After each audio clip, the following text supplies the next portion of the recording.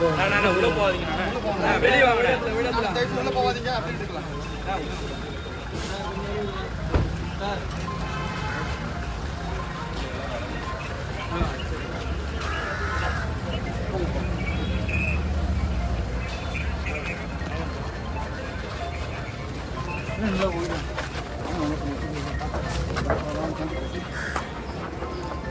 பின்னாடி வேணுங்களா? பேக்கில் நிற்கணுங்களா?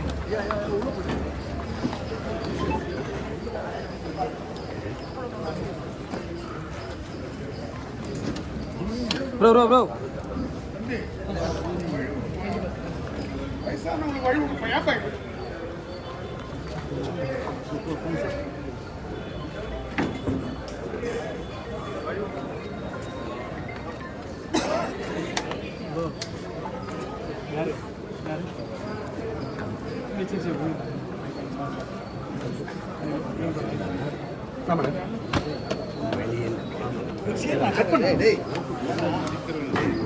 மீடியா மாதிரி தள்ளி விட்டுருக்காங்க. அப்புறம் எதுக்கு கேட்குறீங்க? கேமரா வச்சு போட்டு போடுறோம்.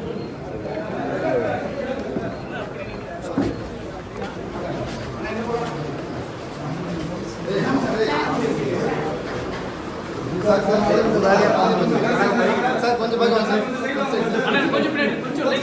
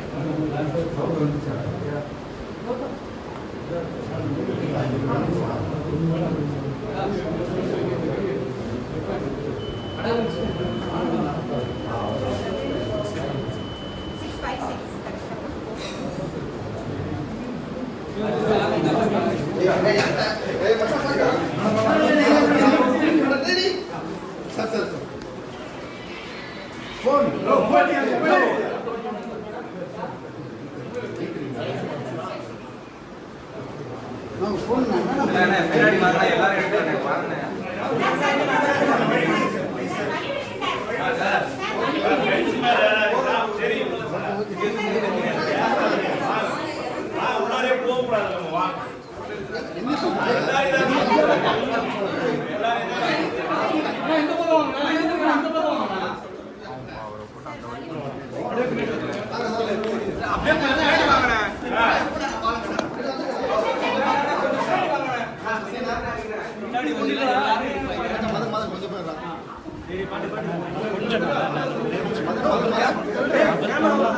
பிரேமண்ணா கொஞ்சம் பார்க்கலாம். பிரேமண்ணா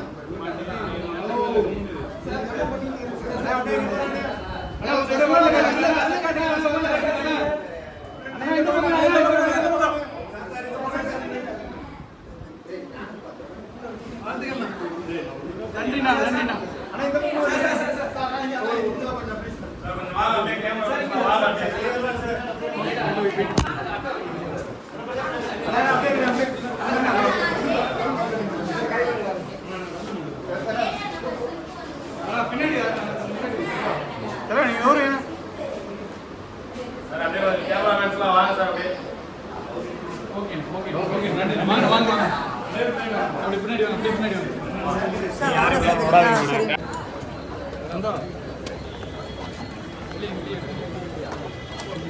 மணிஜி விக்னேஷ் என்ன வீரா வெளியே வெளியே வச்சுக்கணும். இடையில பின்னாடி வா. இது குறுக்க முன்னாடி வராங்கல்ல. எங்க வர? இல்ல மொத்தமே வர மாட்டேங்க. மணிஜி மணி மை பிடிக்கும். மகேந்திரா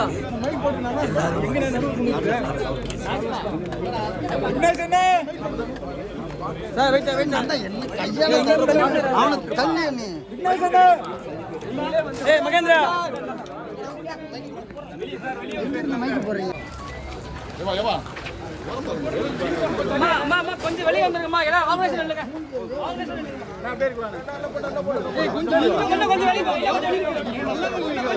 நம்ம தான் நிற்கும். நம்ம 4 பேர் தான் நிற்கும். கொஞ்சம் உயிர் பிடிக்கும். போதும்.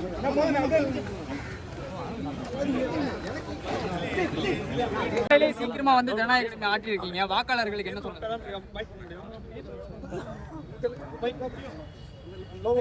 சைலண்ட் நமக்கு இருக்கிற கடைசி வலிமைங்கிறது கருவிங்கிறது வாக்கு தான் ஜனநாயக நாட்டில். அதை நம்ம எல்லாருமே பயன்படுத்தணும். வாக்குப்பதிவு முடிஞ்ச பிறகு 75 விழுக்காடு 80 விழுக்காடு 100 விழுக்காட்டு வாக்காளர்கள் இவ்வளவு தான் பதிவாகுது அப்படின்னா அப்போ வாக்கு செலுத்தாதவங்களுக்கு என்ன பிரச்சனைன்னு ஒரு கேள்வி. தேர்தலில் போட்டியிடுகிற வேட்பாளர்கள் மேலே நம்பிக்கை இல்லையா? இல்லை இந்த நாட்டில் இருக்கிற ஜனநாயகம் இந்த அமைப்பு மீது நம்பிக்கை இல்லையா? இந்த கேள்வி வருது. அதனால் தேர்தல் ஆணையம் சொல்கிறது 100 விழுக்காடு நம்ம வாக்கை செலுத்தணும். இதில் வந்து அது நான் என்ன நினைக்கிறேன்னா, குண்டு வைக்கிறது, கொலை செய்கிறது, வருமான வரி கட்டாமல் இயக்கிறது, அளவுக்கு அதிகமாக சொத்து சேர்த்து அது கணக்கில் காட்டாமல் மறைக்கிறது, இதெல்லாம் தான் குற்றம், இதெல்லாம் தான் தேச துரோகம் அப்படிங்கிறது இல்லை. வாக்கு செலுத்தாமல் இருக்கிறதும் ஒரு வித தேச துரோக குற்றம்தான், ஜனநாயக துரோகம். அதை என் மக்கள் வந்து என் சொந்தங்கள் வந்து செய்யக்கூடாது. அது நிறைய பேர் கற்றவர்கள் தான் மற்றவர்களுக்கு வழிகாட்டணும். எல்லோரும் என்ன நினைக்கிறாங்க, நாம் ஒரு வாக்கு செலுத்தி என்ன மாற்றம் போதும். அப்படி இல்லை, ஒவ்வொரு வாக்குலையும் தான் மாற்றம் வரும். அதனால் என்னிலிருந்து தான் மாற்றம், உங்களிலிருந்து தான் மாற்றம். நம்ம எல்லாரும் வாக்கு செலுத்துனது நம்மளுடைய பொறுப்பும் கடமையும். அதை தவறாமல் செய்யுங்கன்னு நான் அன்பாக வேண்டுறேன். நன்றி. அதுதான் அது முதன்மையானது. ஓகே. ஆனால் கிளாம்பாக்கத்தில் பார்த்தீங்கன்னா பெரிய க்ரௌடு, பஸ் வசதி இல்லை, வெளியூர் போய் வாக்கு செலுத்த முடியலன்னு அதிகாலையிலேருந்தே ஒரு பிரச்சனை. இப்போ வரைக்கும் அதை சரி செய்ய முடியல. அதை எப்படி பார்க்குறீங்க? இதெல்லாம் நம்ம நாட்டில் இருக்கிற நிர்வாக கேடும் சீர்கேடும் தான். எல்லாமே நீங்கள் பார்த்தீங்கன்னா தேவைக்கு உருவாக்குறது. சென்னை விண்ணூர்தி நிலையத்தில் மீனம்பாக்கத்தில் நமக்கு 1800 ஏக்கர் 2000 ஏக்கரில் விண்ணூர்தி நிலையம் இருக்குது, போதுமானது. அதிலே பறக்க நமக்கு விண்ணூர்தி இல்லை. ஆனால் 5000 ஏக்கரில் கட்ட போகிறீங்க. கோயம்பேடில் இருந்த பேருந்து நிலையத்தில் வசதி குறைவாக இருக்குன்னு யாரும் வீதியில் வந்து நிற்கலை. போதுமான அளவுக்கு இருந்தது. அது ஒரு நகரத்தில் உள்ளே இருந்தது. இங்கே இருந்து வெகு தூரம் போகணும் கிளம்பாக்கம். அது ரொம்ப சிரமம். இப்போ நான் இப்போ எங்கள் ஊர் இளையங்குடி பரம்பூர்லேருந்து சிவகங்கையிலேருந்து வரேன் வைக்கிறேன். ஒரு 500 பேருந்து கட்டணம் வச்சு அங்கேருந்து இங்கே வர ஒரு 500 கட்டணம். இது கொடுமை. இது வந்து தேவையில்லை. பேராசை ஒவ்வொன்றுமே நமக்கு இருக்கிற துறைமுகத்திலேயே வேலை நடக்கலை. ஆனால் நான் 6116 ஏக்கரில் இது நான் துறைமுகம் கட்ட போகிறேன். இதெல்லாம் வந்து தேவையில்லாதது. கிளம்பாக்கம் வந்து வசதிக்காக இல்லை, மக்களுக்கு ரொம்ப தொந்தரவாயிடுச்சு. இது மாதிரி நம்ம சென்னையில் மட்டும் நினைக்காதீங்க, ஒவ்வொரு ஊர்லேயும் நாமக்கல்ல எந்த ஊருக்கு போனாலும் அந்த பேருந்து நிலையத்தை நகரத்துக்குள்ளே இருந்து ஊருக்குள்ளே இருந்து வெளியில் எடுத்துகிட்டு போய் தொலை தூரத்தில் கட்டி மக்களுக்கு ரொம்ப தொல்லையை கொடுத்துட்டாங்க. எல்லா ஊர்லேயும் இந்த பிரச்சனை இருக்குது. நாங்கள் எல்லா ஊர்லேயும் மக்களோட நின்று போராடுறது நல்லது சொல்லுவோம். இந்த தேர்தலில் வெளிநாடுகள்ல இருந்து நிறைய வாக்காளர்கள் இந்தியாவுக்கு வர்றதுக்கு, தமிழ்நாட்டுக்கு குறிப்பாக வர்றதுக்கு வந்து நிறைய ஆர்வம் காட்டுறாங்க, சமூக ஊடகங்களில் பதிவிடுறாங்க. இதை எப்படி பார்க்குறீங்க? இந்த தேர்தலில் அதிகப்படியான வாக்கு சதவீதம் உயரமுன்னு சொல்கிறாங்க. அதை நான் ரொம்ப வரவேற்கிறேன். இப்போ என்னை பொறுத்த வரைக்கும் சில மாறுதல்கள், நாங்கள் மொத்தமாகவே தேர்தலில் நிறைய சீர்திருத்தம். வெளிநாடுகளில் வாழ்கிற நம்ம பிள்ளைகள், நம்ம சொந்தங்களுக்கு சிலர் ஆர்வமாக வர்றாங்க, வர முடியாமல் போய் அவங்களுக்கு பயணம் உள்நுழைவு அனுமதி கிடைக்கும். அந்த மாதிரி இதில் நமக்கு எப்படி அஞ்சல் வாக்கு செலுத்த வைக்கிறாங்களோ நம்ம காவலர்களுக்கு, இங்கே தேர்தல் அதிகாரிகளுக்கு, அது மாதிரி வாய்ப்பை ஏற்படுத்தி கொடுக்கணுங்கிறது நம்மளுடைய இது. ரெண்டாவது இப்போ என்னை மாதிரி இருக்கிறனால நான் இப்போ வேறு தொகுதியில் போட்டிடுவேன். எனக்கு இங்கே போட்டுட்டு இப்போ அவசரமாக விட்டு வச்சு காரப்படி. அந்த மாதிரி இதில் எங்கள் மாதிரி பிள்ளைகளுடைய வாக்கை, இந்த மாதிரி போட்டிடுற பிள்ளைகளுடைய வாக்கை வந்து அஞ்சலில் செலுத்துறதுக்கான வாய்ப்பை ஏற்படுத்தி கொடுக்கணும். எதிர்வரும் காலங்களில் ஏற்படுத்தி கொடுக்கணும். இப்போ சில பேர் வந்து தொகுதியிலே நிற்க வேண்டியது வருதுன்னா அவங்க வாக்கை செலுத்த முடியாமல் ஒரு கெடுவாய்ப்பாயிருதுல. அதை தவிர்க்கிறதுக்கு இனி வரும் காலங்களில் தேர்தல் ஆணையம் கவனத்தில் எடுத்து இது செய்யணுங்கிறது என்னுடைய கோரிக்கை.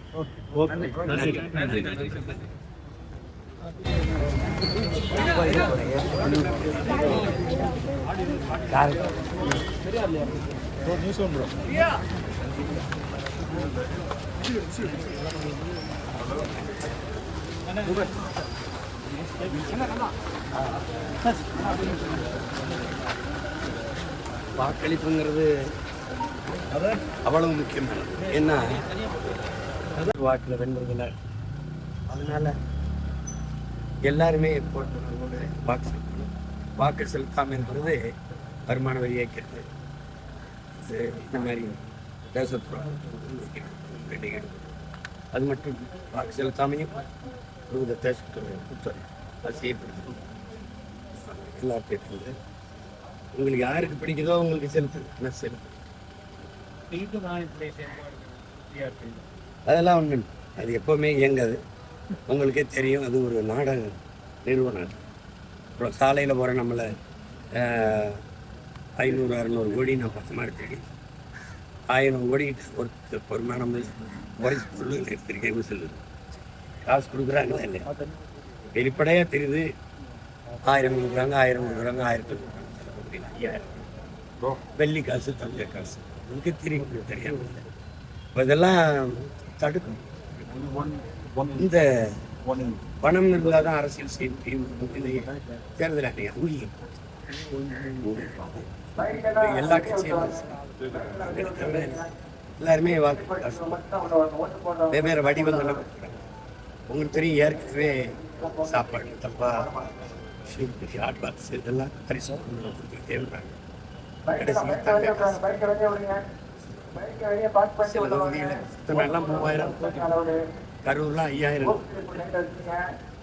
ஒரு இந்த இடம் எவ்வளவு, இது எவ்வளவு 1 கோடியா, இந்த தொகுதி எவ்வளவு 30 கோடியா, அப்படி விலை பேசி வாங்கிடுறாங்க. இந்த தேர்தலுங்கிறது நம்மளை மாதிரி ஜனநாயகத்தில் நம்பி போராடுற பிள்ளைகளுக்கு பெரிய சோர்வை. ஏன்னா இனி ஒரு தலைமுறை உருவாகணும், பணம் இருக்கிறதுனால நம்மளால் அதை பண்ணிக்க முடியாது அப்படின்னு இங்கே விரக்தியில் போயிடும். அப்போ என்ன ஆயிரும்னா நாடு சட்டம் ஒழுங்கு இல்லாமல் நாட்டின் மேலே பற்று போய் பயங்கரமாக வன்முறை தீவிரவாதம் வெடிக்க ஆரம்பிச்சோம். அப்போ அதை என்ன ஆயிரும்னா ஜனநாயகத்து மேலே நம்பிக்கை போயிடும்.